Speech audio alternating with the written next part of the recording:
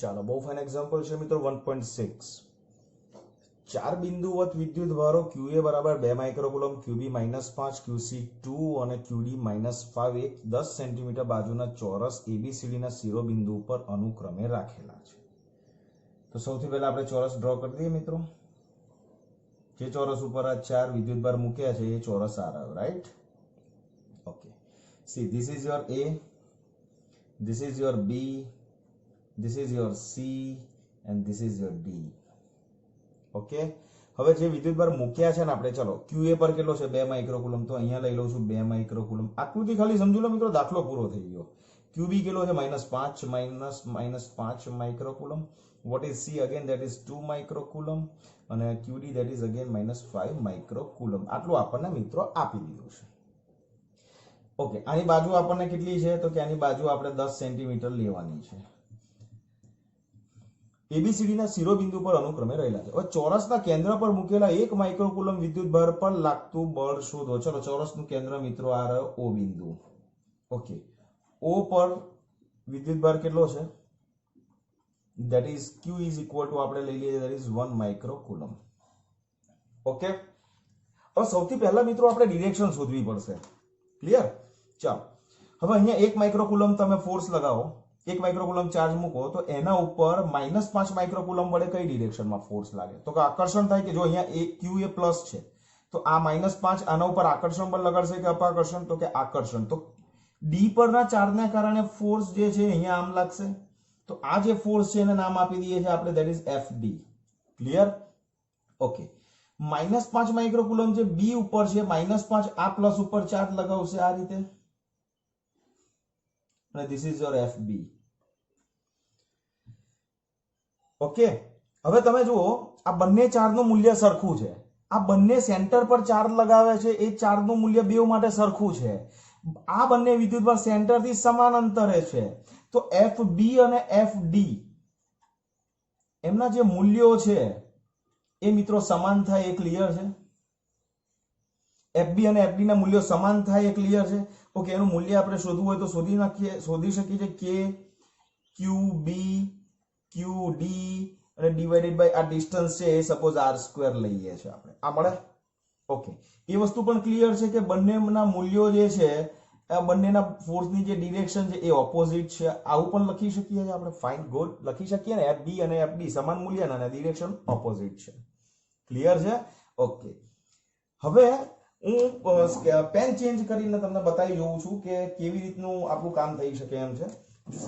હવે એ ઉપર 2 માઇક્રોકુલમ છે, તો આ જે છે એના ઉપર એકમ ધન વિદ્યુતભાર છે, તો એ અપાકર્ષણ થશે, તો મીન્સ આ ડિરેક્શન જે છે એ કઈ ડિરેક્શન થશે, આ ફોર્સ કયું થશે, ધીસ ઇઝ યોર FA। અને આ 2 માઇક્રોકુલમ છે એ એના ઉપર ફોર્સ લગાવશે, એ આપણને મળશે આ તરફ અને that is FC। ઓકે, બંને મૂલ્યો સમાન, આ મૂલ્ય સમાન, ડિસ્ટન્સ બંનેના સમાન, તો આના માટે આપણે આ પણ વસ્તુ એપ્લાય કરી શકીએ છીએ કે ભાઈ FA અને FD સોરી FC આ બંનેના મૂલ્યો સમાન છે અને that is KQA QC અને ડિવાઇડેડ બાય r²। ક્લિયર છે? ઓકે, તો આ કન્ડિશન્સ પણ આપણે મૂકી શકીએ છીએ મિત્રો, FA સદિશ is equal two -FC। Clear? તો આ ચાર ફોર્સ આના ઉપર લાગ્યા છે, કયા કયા? FA FB FC અને FD। ક્લિયર છે? તો હવે આપણે એક જ વસ્તુ છે કે આપણે આના ઉપરનું પરિણામી બળ શોધવું હોય તો પરિણામી બળ F એટલે આ શું લખીએ છીએ આપણે, O પર રહેલા વિદ્યુત ભાર પર લાગતું કુલ પરિણામી બળ F that is equal to સદિશ FA plus FB plus FC અને પ્લસ FD। ચાલો હવે કિંમત મૂકું, FA as it is, FB as it is, what is FC, that is -FA, what is FD, what okay this is your D, right? D, what is FD, that is again -FB। oh FB Facebook બરાબર છે, તો F આપણું again થઈ જશે that is 0। this is our answer મિત્રો। તો 1 માઇક્રોકુલમ પર લાગતું કુલ બળ કેટલું થઈ જશે તમારું 0. ક્લિયર? ફાઇન. જોઈએ આગળના એક્ઝામ્પલ્સ.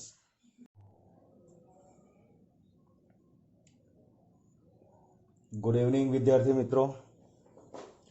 મિત્રો આપણે હવે જોઈ રહ્યા છીએ સ્વાધ્યાય જે છે આપણી એક્સરસાઇઝ એના એક્ઝામ્પલ્સ. બરાબર?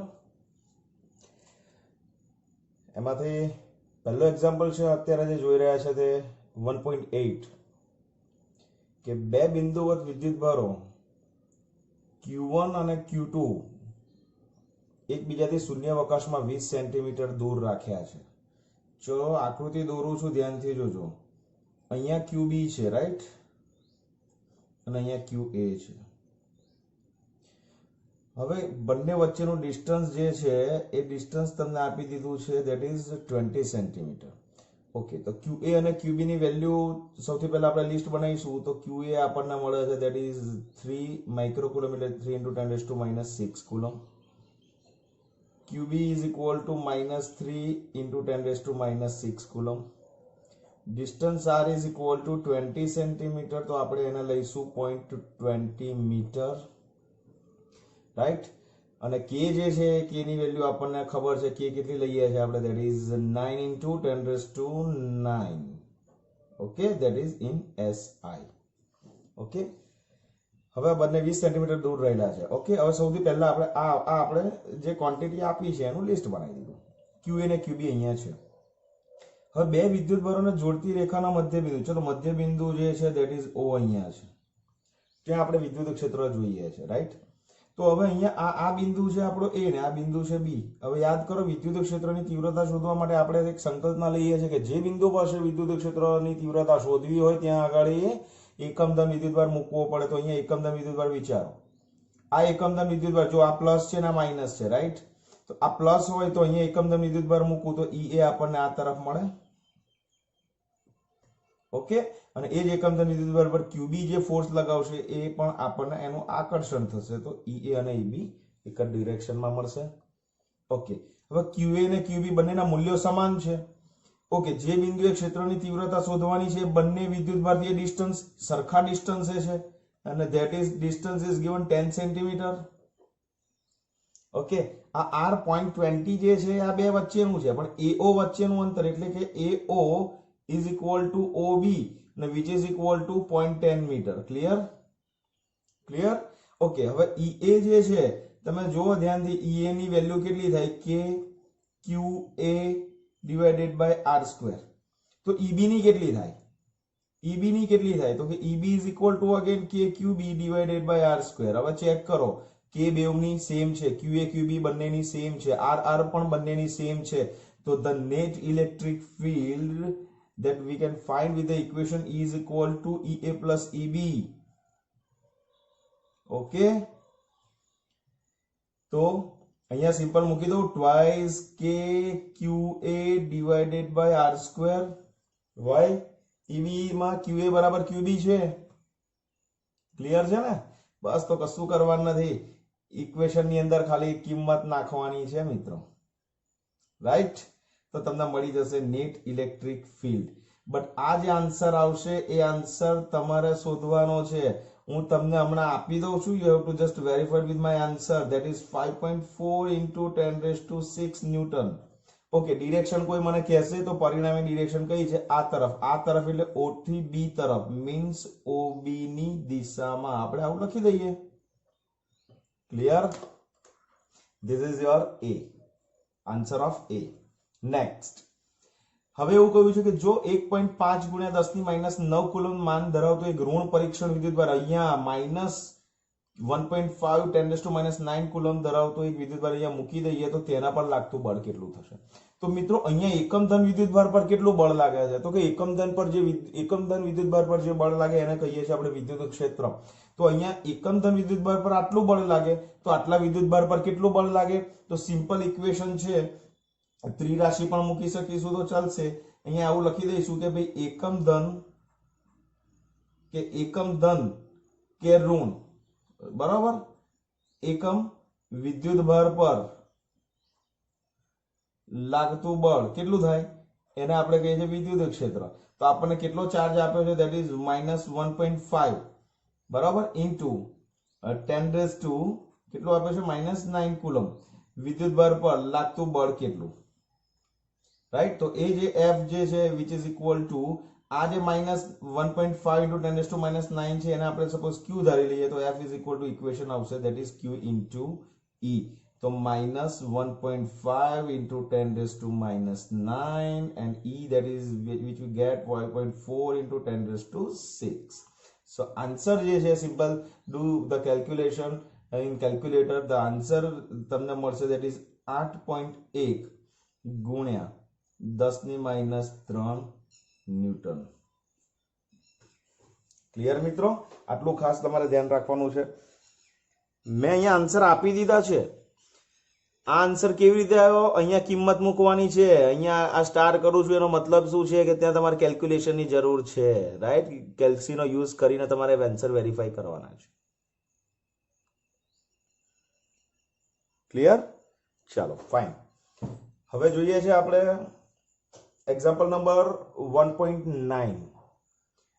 જો એક તંત્રમાં બે વિદ્યુતભારો QA અને QB બંને આપ્યા છે. બંનેની વેલ્યુ સમાન છે પણ બંનેની સાઇન ઓપોઝિટ છે. એક પ્લસ છે એક માઇનસ છે. ઓકે. જે ચાર્જ QA છે એ ક્યાં મૂક્યો છે? 0 0 અને -15 સેન્ટીમીટર પર. એટલે એનો x અને y આમ 0 છે અને z આમ તમને -15 આપ્યો છે અને B જે છે તમને 0 0 અને 15 આપ્યો છે. રાઈટ. ચલો એક કામ કરીએ, આપણે આને z અક્ષ લઈ લઈએ ને. આ આપણી z અક્ષ છે. રાઈટ. આ z અક્ષ. તો હવે તમને આ QA ક્યાં આપ્યો છે? QA ના આમ કયા છે? -15. તો જો અહીંયા છે ને, અહીંયા તમારો QA છે. રાઈટ. અને આ આપણું ઉગમ બિંદુ છે. અને QB ક્યાં આવશે? તમારો QB અહીંયા આવશે. Clear? So what is the value of QA and QB that is given in the question? That is 2.5 into 10⁻⁷ coulomb. Please collect the data from the questions first. Okay, so QB is equal to -2.5 into 10⁻⁷ coulomb again. Okay. હવે જો આ z અક્ષ છે તો આનો QA નો છે -15 એટલે આ ડિસ્ટન્સ છે ને એ -15 થયું. ક્લિયર? અને આ જે ડિસ્ટન્સ છે એ તમારું +15 થયું. તો QA અને QB વચ્ચેનું ડિસ્ટન્સ આ તો ડાયપોલ થઈ ગયો મિત્રો, કારણ કે સમાન વિદ્યુત ભાર છે. તો ટ્વાઇસ એ જે છે આપણને કેટલું થઈ ગયું? That is 30 centimetre. ક્લિયર થયું? 30 સેન્ટીમીટર થશે. તો બે વિદ્યુત ભાર વચ્ચેનું અંતર ટ્વાઇસ એને મીટરમાં કન્વર્ટ કરીશું તો 30 into 10⁻⁻² metre. This is our twice A.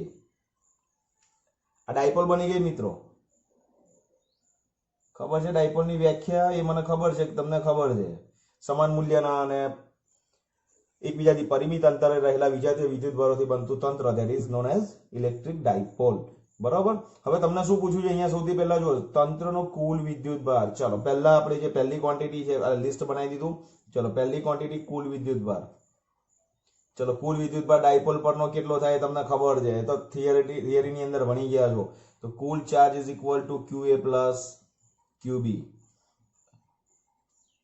QA ને QB સમાન મૂલ્યના વિજાતીય વિદ્યુતભાર એટલે Q થઈ જશે તમારો 0 કુલમ. મિત્રો 2 માર્ક્સમાં કે 3 માર્ક્સમાં ક્વેશ્ચન પૂછાય તો તંત્રનો કુલ વિદ્યુતભાર 0 લખવાના પણ 1.5 માર્ક્સ તમને મળી જશે. ક્લિયર? આળસ કરશો નહીં. બહુ ફાઇન એક્ઝામ્પલ્સ આ ચેપ્ટરના છે. ચલો number 2 that we have to find that is વિદ્યુત ડાયપોલ ચાક માત્રા. ડાયપોલ મોમેન્ટનું ઇક્વેશન્સ તમને ખબર છે. P is equal to twice A into Q. Q મૂલ્ય લેવાનું છે કોઈ પણ એકનું અને twice that is 30 into 10⁻² metre. તો 30 into 10⁻² મીટર અને what is the Q? that is 2.5 into 10⁻⁷ coulomb. બરાબર. તો આન્સર આપણને કેટલો મળશે? 25 × 75 7.5 into 10⁻⁻8 સમથિંગ આવવો જોઈએ. Okay right. Coulomb into metre that is P. Answer થઈ ગયો. ઓકે બોલો. અને હવે ડાયપોલ મોમેન્ટની ડિરેક્શન કઈ? તો ડિરેક્શન કદાચ તમને કહે કે દિશા ભાઈ કહો મને, તો કઈ તરફ આવશે? QA કયો છે તમારો? પ્લસ છે. QB કયો છે? માઇનસ છે. અરે સોરી, હા QB માઇનસ છે. તો હંમેશા ડાયપોલ મોમેન્ટની દિશા ऋण थी धन तरफ। तो आ z अक्ष होय तो आ डिरेक्शन आपणी ऋण z अक्ष। तो p ની દિશા જે છે એ ऋण z અક્ષની દિશામાં મળે। Fine, okay. તો આ બે એક્ઝામ્પલ્સ રકમની અંદર લખી દીધી છે, ટેક્સ્ટ બુકમાંથી કોપી કરી લેજો મિત્રો, અને કેલ્ક્યુલેશન્સ જેવી રીતે બતાવી છે એ રીતે દાખલા પણ ગણતા જજો, રાઈટ।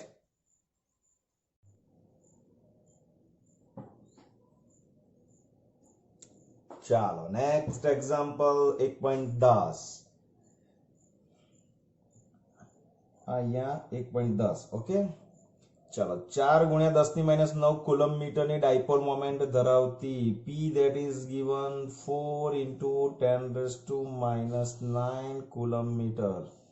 સૌથી પહેલા દાખલામાં ક્વોન્ટિટીઝ જે આપી છે મિત્રો સાઈડ પર લઈ લો। પછી આપ્યું છે તમને લોકોને એક વિદ્યુત ડાયપોલ આટલા માન ધરાવતા સમાન વિદ્યુત ક્ષેત્ર સાથે, that means કે E is given that is 5 into 10⁴ newton પર કુલમ। અને આ ડાયપોલ જે છે સમાન વિદ્યુત ક્ષેત્ર સાથે 30 ડિગ્રીના કોણે રહેલી છે। એટલે આકૃતિ ખાલી બતાવું છું એક્ઝામના, no need to draw in the exam. યાદ રાખજો તમે, ખાલી આ આપણું વિદ્યુત ક્ષેત્ર છે, રાઈટ।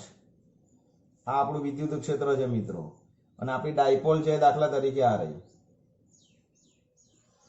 અને આ જે છે આપણું માઇનસ ક્યુ ને આ આપણું પ્લસ ક્યુ લઈએ તો માઇનસ ક્યુ થી પ્લસ ક્યુ ની ડિરેક્શન એટલે આપણી પી થઈ, આ આપણી ઈ થઈ, અને આ એંગલ છે that is 30 degree which is given in the question, okay। so theta that is equal to 30 degree। ચલો શું શોધવાનું કહ્યું છે? ડાયપોલ પર લાગતા ટોર્કનું મૂલ્ય। મિત્રો ટોર્કનું ઇક્વેશન છે આપણી પાસે p e sin theta, okay, okay। so for whom you are waiting? torque is equal to p e sin theta, p e and theta ત્રણ વસ્તુ આપી દીધી છે મિત્રો। તો ટોર્ક જે છે અહીંયા હું તમને લખું છું, do calculation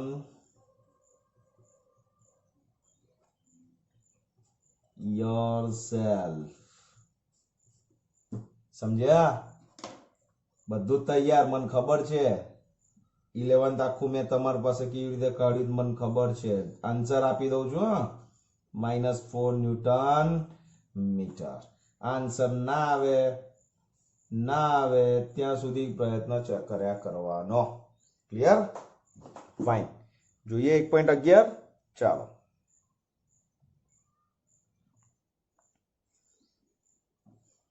ચાલો 1.11 ઊન સાથે ઘસેલા એક પોલિથીનના ટુકડા પર 3 ગુણ્યા 10 ની -7 કુલમ ઋણ વિદ્યુત ભાર છે। સમજો ઊન અને પોલિથીનને એકબીજા સાથે ફ્રિક્શન કર્યું, ઘર્ષણ કર્યું, તો ઊનને પોલિથીન સાથે ઘસ્યું તો પોલિથીન પર આટલો ઋણ વિદ્યુત ભાર આવે છે।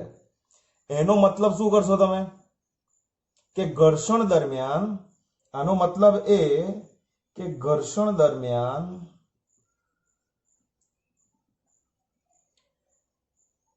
ઋણ વિદ્યુત ભાર એટલે કોણ હોય? ઇલેક્ટ્રોન જ હોય ને। તો ઋણ વિદ્યુત ભાર ઇલેક્ટ્રોન ઊન પરથી પોલિથીન પર જાય। આ રકમ પરથી ખાલી અર્થઘટન કર્યું મિત્રો, કેલ્ક્યુલેશન તો પછી કરીએ છીએ પણ ક્લિયર થાય છે। ઊનને પોલિથીન સાથે ઘર્ષણ કર્યું તો પોલિથીનના ટુકડા પર આટલો ઋણ વિદ્યુત ભાર ડેવલપ થયો, તો એના પર આવ્યો ક્યાંથી? તો ઊન પરથી ટ્રાન્સફર થયો, ક્લિયર થાય છે ને? તો જે ચાર્જ જે છે ધેટ ઇઝ આપણે એનું લિસ્ટ બનાવીએ। What is Q is given that is -3 into 10⁻⁷ coulomb, right. હવે તમને શું પૂછ્યું છે કે સ્થાનાંતરિત થયેલા ઇલેક્ટ્રોનની સંખ્યા શું? તો હવે ઓકે, ઇલેક્ટ્રોનનો ચાર્જ પણ તમને ખબર છે -1.6 into 10⁻⁹ કુલમ। હવે કેટલા ઇલેક્ટ્રોન્સ ગયા? તો ક્વોન્ટાઇઝેશનની થિયરી છે, ક્વોન્ટાઇઝેશન યાદ છે? ક્વોન્ટમીકરણ પરથી એક ઇક્વેશન લાયા હતા, ક્વોન્ટમીકરણ પરથી કયું equation? Q is equal to NE, કોની? NE, કોની? NE, બરાબર, Q બરાબર NE, ઓકે। Q અને E તમને બંને મળી ગયા। તો n તમારે શોધવાનું રહેશે, રાઈટ. કેટલું આવશે? તો that is 1.875 into 10⁻12. Don't worry, આ બધા મને કોઈના આન્સર યાદ નથી મિત્રો, લઈને બેઠો છું, ચિંતા ના કરશો, રાઈટ. બટ હું તમને ડેટા આપી દઉં છું. તમારા ડેટા ના આવે તો તમારે મારો કોન્ટેક્ટ કરવાનો છે, ક્લિયર છે ને? 1.875 into 10⁻12, this is number of electrons which are transferred from wool to the polythene. Clear? Woollen પરથી ક્યાં જાય છે? પોલિથીન ઉપર જઈ રહ્યા છે. આ clear? Fine. This is your calculation of a. હવે બીજું, ઊનથી પોલિથીન તરફ દળનું સ્થાનાંતર થયેલ છે એવું પૂછ્યું છે. થયેલ છે એટલે તો થયું જ છે ને, પણ તમે લખીને તો આપ્યું છે, હે ને? તો આપણો બી નો આન્સર શું આવશે કે ભાઈ હા, ઊન પરથી પોલિથીન પર ઇલેક્ટ્રોન જો જતા હોય તો એટલે ઇલેક્ટ્રોનનું દળ ઓછું થવાનું ને. તો પોલિથીન પર દળ ટ્રાન્સફર થયું છે, પતી ગયો આન્સર. પણ તમને એવું કહે કે આ દળ કેટલું છે, તો તમારે શું કરવાનું? તો ઇલેક્ટ્રોનનું માસ જે છે ને, mass of electron that is equal to basic quantity. It's તમે લોકો ભણી ગયા છો 11 ની અંદર 9.1 into 10⁻31 kg, રાઈટ. હવે કેટલા ઇલેક્ટ્રોન ગયા? તો કે આટલા ઇલેક્ટ્રોન ગયા. તો કેટલું દળ? એક ઇલેક્ટ્રોનનું દળ આટલું છે, તો કેટલું દળ ઓછું થયું? તો કે ગુણ્યા આટલું. આ ખબર પડી ગઈ. તો ટ્રાન્સફર થયેલું દળ પૂછે તો મિત્રો, આ બધું આપણે તો બધું વર્સેટાઇલ બધું જ કરવાનું, વ્યાપક, બરાબર. કેટલું થશે? n into me. ઓકે, આવડશે કિંમત મૂકતા? આવડશે ને? તો આન્સર આપી દઉં તમને. that is 1.706 into 10⁻18 kg of mass of electron that is transferred from woolen to polythene. Clear? Done? Okay, fine. તો પરફેક્ટ કેલ્ક્યુલેશન કરતા રહેજો, બરાબર. મળીએ તો. જય શ્રી કૃષ્ણ.